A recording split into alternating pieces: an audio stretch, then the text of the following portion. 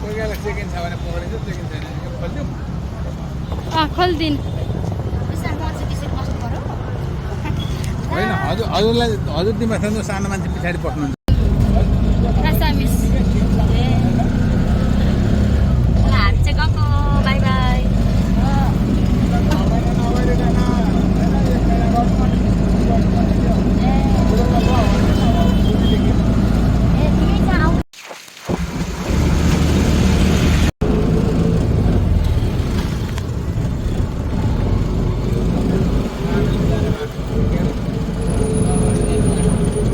यही हो।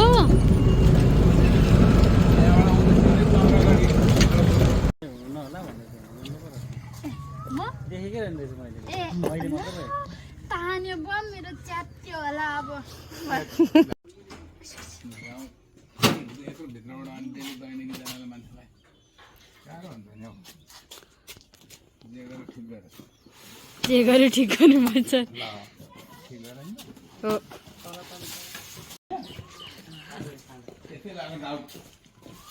ल पुर्ने रेडी छ, बाहिर खोल्नु।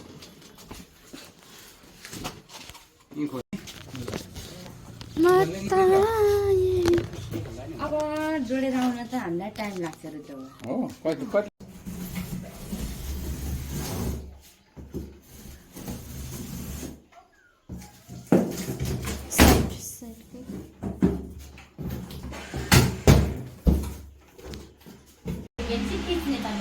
अन गर्ने अब बाँधिसकेर गर्ने होइन।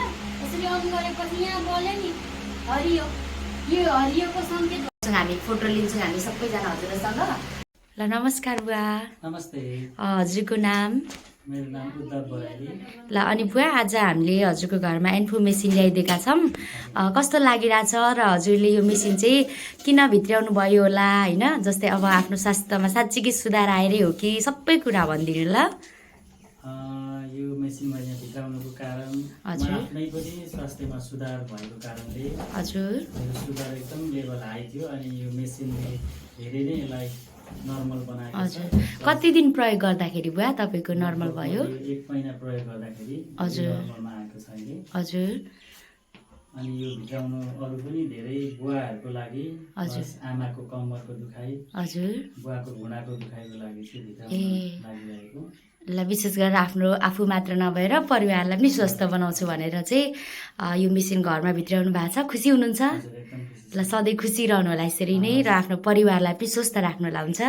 हस् धन्यवाद बुवा आफ्नो कुरा राखिदिनु भएकोमा। नमस्ते खै ल।